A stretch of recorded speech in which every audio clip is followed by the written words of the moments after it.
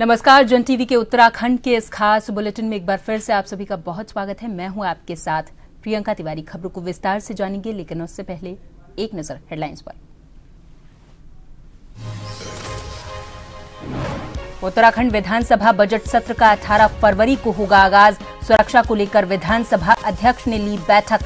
शासन प्रशासन के तमाम अधिकारी रहे मौजूद।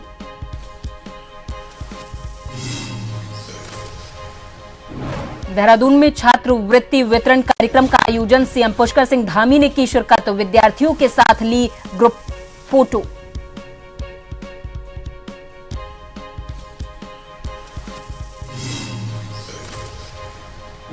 लोहाघाट पिथौरागढ़ राष्ट्रीय राजमार्ग पर हुआ हादसा। वाहन की चपेट में आने से चालक की मौत। मृतक के परिवार और गांव में मचा कोहराम।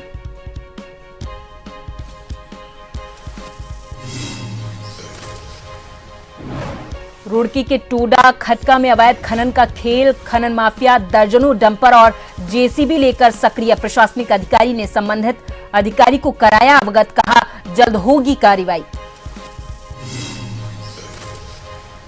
और औली में बर्फबारी से फिर लौटी रौनक। मौसम का अचानक बदला मिजाज। दीदार के लिए सैकड़ों की तादाद में देसी सैलानी पहुंचे।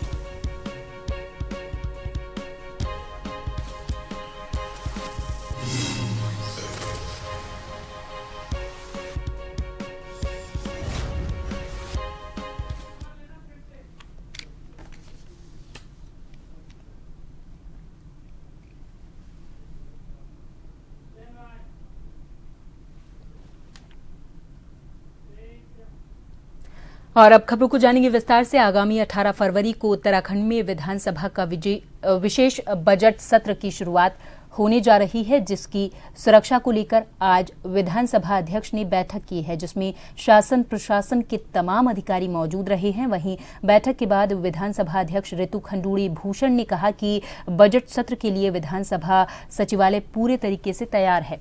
बजट सत्र के लिए सभी तैयारियां पूरी कर ली गई हैं। उसी के साथ ही सत्र के दौरान सुरक्षा के कड़े इंतजाम भी किए गए हैं। तो वहीं इस दौरान चल रहे बोर्ड परीक्षा में छात्रों को किसी तरह की कोई परेशानी न हो, उसके लिए जिला अधिकारी को निर्देशित भी किया है कि बोर्ड परीक्षा में किसी भी विद्यार्थी को कोई परेशानी न आए। उसके लिए जो भी इंतजामात करने हो उसको त्वरित रूप से किया जाए, ऐसा ऋतु खंडूड़ी भूषण ने कहा है।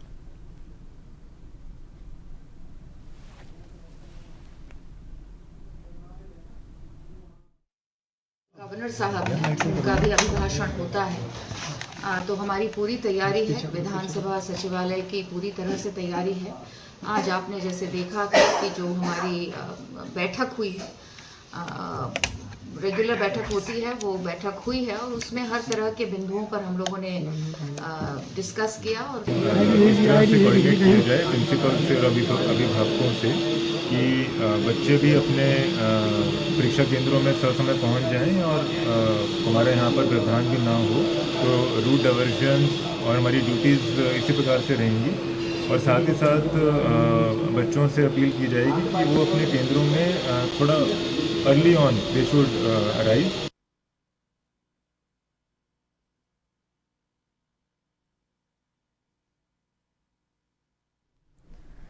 देहरादून में संस्कृत प्रतिभा सम्मान समारोह की शुरुआत हुई, जहां पर संस्कृत प्रतिभा सम्मान डॉक्टर भीमराव अंबेडकर अनुसूचित जाति और अनुसूचित जनजाति और गार्गी संस्कृत बालिका छात्रवृत्ति योजना के अंतर्गत छात्रवृत्ति वितरण कार्यक्रम में सीएम धामी ने शिरकत की है। उन्होंने विद्यार्थियों को छात्रवृत्ति भी वितरित की है।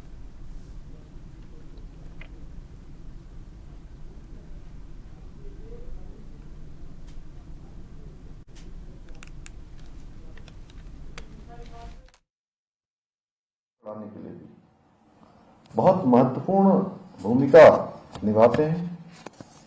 अच्छा होता कि मैं भी आपसे संस्कृत भाषा में ही संवाद करता, पर मैं अपने आप को इसमें पूरी तरह से आधा बोलूं आधा न बोलूं अच्छा नहीं लगता, इसलिए मैं आपसे हिंदी भाषा में ही मैं अपने विचार रखना चाहूंगा। संस्कृत भाषा अन्य भाषाओं की भांति केवल अभिव्यक्ति मात्र साधन मात्र नहीं है, बल्कि हमारी संस्कृति, परंपरा, ज्ञान और विज्ञान इस सब का मूल आधार है। रामनगर में कार्बेट टाइगर रिजर्व की बिजरानी रेंज में गुरुवार को पेट्रोलिंग गश्त के दौरान दैनिक श्रमिक गणेश पर जंगल में बाघ ने अचानक हमला बोलते हुए उसे गंभीर रूप से घायल कर दिया था। दैनिक श्रमिक को बचाने के लिए साथ में मौजूद कर्मचारियों के द्वारा हवाई फायरिंग भी की गई। बताया जाता है कि इस कर्मचारी का अस्पताल में उपचार जारी है। तो वहीं घटना के बाद से लगातार जहां एक और गांव में बाघ की दहशत से ग्रामीणों में दहशत फैली हुई है, तो वहीं कार्बेट से सटे कई इलाकों में जंगली जानवरों के हमले में कई ग्रामीण अपनी जान गंवाने के साथ ही कई घायल भी ग्रामीण हो चुके हैं। घटना के विरोध में शुक्रवार से ग्रामीण हमलावर बाघ को पकड़ने या उसे गोली मारने की मांग को लेकर प्रदर्शन कर रहे हैं। मामले में शनिवार देर शाम को बिजरानी रेंज के रेंजर भानु प्रकाश हरबोला ने तहरीर पर पुलिस में ग्रामीणों के खिलाफ मुकदमा दर्ज करने की कार्रवाई की है।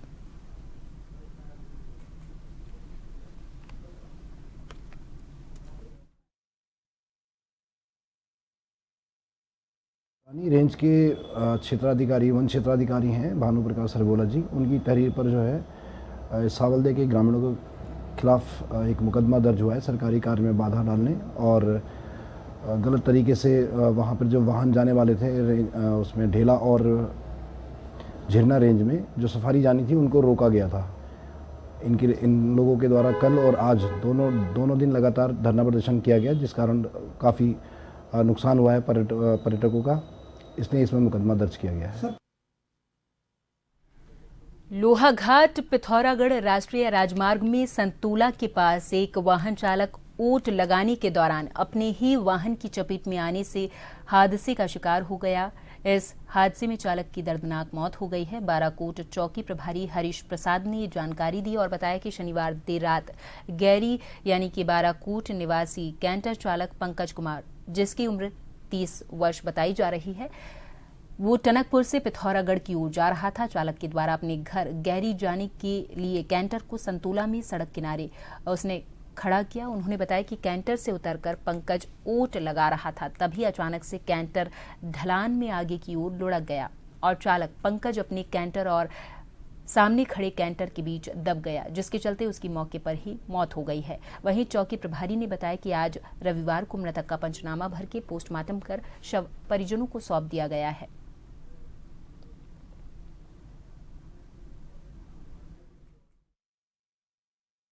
9:30 बजे हमें सूचना मिली थी कि एक व्यक्ति ग्राम संतोला से आगे गैरी गांव के पास राष्ट्रीय राजमार्ग पर अपनी स्वयं के कैंटर को जो है पार्क लगा रहा था, तो पत्थर ओड़ लगाते समय वो ओड़ अचानक निकल गया और ये पंकज कुमार पुत्र डिगर राम निवासी गैरी गुनाड़ा का है, 30 वर्ष का है।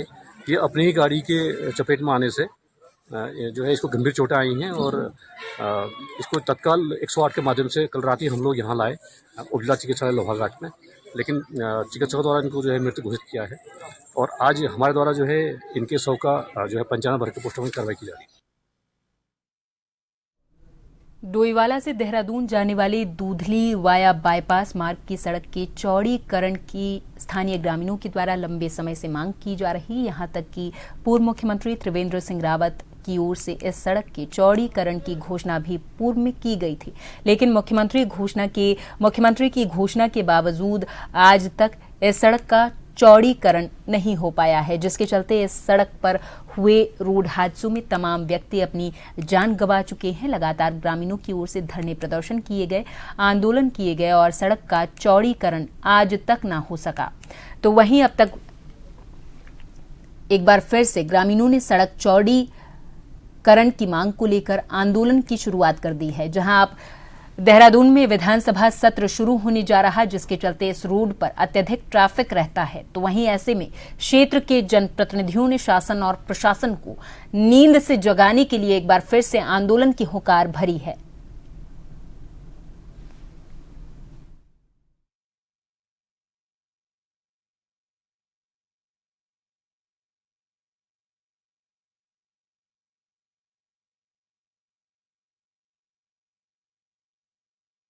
शुद्धि मंत्र हमें इस सरकार को जगाने के लिए किया गया है। जो हमारी ये दूधली डोईवाला वाली सड़क है, ये चौड़ीकरण के लिए हमने सरकार को जगाने के लिए हमारे पूर्व 3 मुख्यमंत्री उत्तराखंड के, उनकी ये योजनाएं थी कि घोषणा भी थी कि ये सड़क बने, पर ये सरकार को हमने जगाने के लिए किया कि ये सड़क जितना जल्दी हो सके उतना जल्दी इसका चौड़ीकरण कर सकें। लगातार हर साल यहाँ के क्षेत्रवासियों की ये मांग रही है और विकास एक बहुत महत्वपूर्ण मुद्दा है जो इस सड़क से जुड़ा हुआ है, लेकिन उससे ज़्यादा ज़रूरी चीज़ ये कि कई लोग अपनी जान गंवा चुके हैं। मैंने अभी रिकॉर्ड निकाला था, लगभग 53 लोगों की मोथरावाला से डोईवाला तक के बीच में जाने गई हैं और लगभग 100 कुछ एक्सीडेंट इस रोड पर हुए हैं। और ताज्जुब की बात यह है कि एक तो विकास भी बाधित हो रखा है, इतनी दुर्घटनाएं हो रही हैं। की क्षेत्र के गांव टूडा खटका में प्रशासन की नाक के नीचे लगातार अवैध खनन का खेल जारी है। रात के 8 बजते ही ये खनन माफिया दर्जनों डंपर और जेसीबी लेकर सक्रिय हो जाते हैं और सुबह 5 बजे तक ये खनन लगातार जारी रहता है। खनन माफियाओं ने कई फुट गहरे गड्ढे तक कर डाले हैं, लेकिन खनन माफिया बेखौफ होकर यहाँ खनन को अंजाम दे रहे हैं। ऐसा नहीं है कि यहाँ रात में पुलिस गश्त पर ना रहती हो, पर शायद पुलिस भी जानबूझकर खनन से भरे इन डंपरों को नजरअंदाज कर देती है। प्रशासनिक अधिकारी को जब इस मामले की जानकारी दी गई तो उन्होंने भी इस मामले को संज्ञान में लेते हुए कहा कि सभी संबंधित अधिकारियों को अवगत कराया जा चुका है, जल्द ही कार्रवाई की जाएगी। और मेरे द्वारा अपर तहसीलदार और संबंधित कानूनगो और पटवारी को निर्देशित किया गया है कि मौके पे जाके जो है स्थलीय निरीक्षण करेंगे, पैमाइश करेंगे और जो भी दोषी हैं आसपास में उनके खिलाफ जो है कार्रवाई करने के लिए डीएमओ को लेटर भी प्रेषित किया जाएगा। और इसके साथ साथ डीएमओ से मेरी टेलीफोन पे दूरभाष पे वार्ता भी हुई है और मैंने उन्हें भी निर्देशित किया कि मौके पे एक बार जो है विजिट करके एक बार स्थलीय निरीक्षण करें। हम खड़े हैं इस वक्त रुड़की के डोडा खटका इलाके में। आप साफ तौर पर मैं पीछे देख सकते हैं कि कितने कितने फीट यहाँ पर खनन माफियाओं ने ये मिट्टी उठा चुकी है। बात अगर की जाए तो खनन माफिया पूरी तरह से सक्रिय नजर आ रहे हैं। रात के 8 बजे से यहाँ पर खनन का काम शुरू होता है और सुबह को 5 बजे तक लगातार ये धड़ल्ले के साथ डंपरों द्वारा खनन का कार्य जारी रहता है। हालांकि पुलिस प्रशासन रात भर गश्त पर रहता है, पर उसके बावजूद पुलिस प्रशासन ने इन पर कोई कार्रवाई नहीं कर रहा है। वहीं अगर बात करें प्रशासन की, प्रशासन का कहना है कि हमारी जानकारी में मामला है, पर हमने अधिकारियों को जो है अवगत करा रखा है, पर कोई अधिकारी यहाँ पर नहीं पहुंचा। इसका साफ तौर पर आप ये साफ तौर पर देख सकते हैं कि किस तरह से बेवकूफ़ खनन माफिया यहाँ से गहरे गहरे गड्ढे कर मिट्टी उठा रहे हैं। अब देखने वाली बात होगी अगर आखिरकार पुलिस या फिर प्रशासनिक अधिकारी इस पर कुछ अमल करते हैं या इन पर कार्रवाई करते हैं या फिर इसी तरह से खनन जारी रहेगा। मर्शद हुसैन, जन टीवी, रुड़की। देर शाम को अचानक एक बार फिर से औली में ताज़ी बर्फबारी हुई है, जिसके चलते औली में रौनक एक बार फिर से वापस आ चुकी है। बता दें कि पहाड़ों में एक बार फिर से मौसम का मिजाज देर शाम को अचानक बदल गया, जिसके चलते कई ग्रामीण इलाकों में झमाझम बारिश देखने को मिली है और ऊंचाई वाले पहाड़ों में ताज़ी बर्फबारी के नज़ारे देखने को मिल रहे हैं। वहीं बात करें विश्व पर्यटक स्थल औली की, तो यहाँ तकरीबन आधा फीट के आसपास ताज़ी बर्फबारी के नज़ारे देखने को एक बार फिर से मिल गया है, जिसके चलते औली दूर से ही देखने पर बेहद खूबसूरत दिखाई देने लग गया। यहाँ तकरीबन सैकड़ों की तादाद में देसी सैलानी पहुंचे हुए हैं, जो इस ताज़ी बर्फबारी का दीदार करते हुए यहाँ पर देखे जा रहे हैं।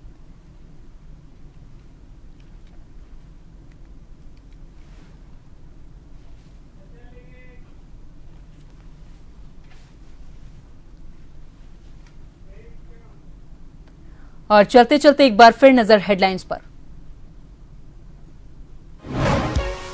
उत्तराखंड विधानसभा बजट सत्र का 18 फरवरी को होगा आगाज। सुरक्षा को लेकर विधानसभा अध्यक्ष ने ली बैठक, शासन और प्रशासन के तमाम अधिकारी रहे मौजूद। देहरादून में छात्रवृत्ति वितरण कार्यक्रम का आयोजन, सीएम पुष्कर सिंह धामी ने की शिरकत, विद्यार्थियों के साथ ली ग्रुप पिक्चर।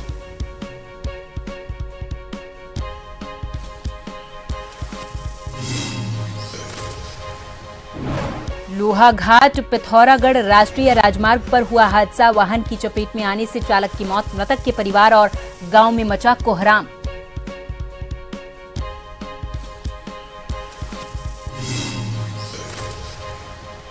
रुड़की के टोडा खटका में अवैध खनन का खेल, खनन माफिया दर्जनों डंपर और जेसीबी लेकर सक्रिय। प्रशासनिक अधिकारी ने संबंधित अधिकारी को कराया अवगत, कहा जल्द होगी कार्रवाई।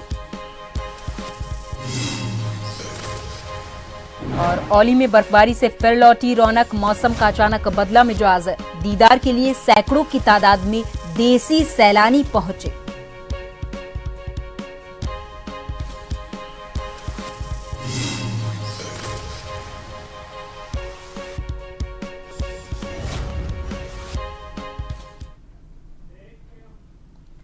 और इसी के साथ इस बुलेटिन में फिलहाल के लिए मेरे साथ बस इतना ही। आप देखते रहें जन टीवी। नमस्कार।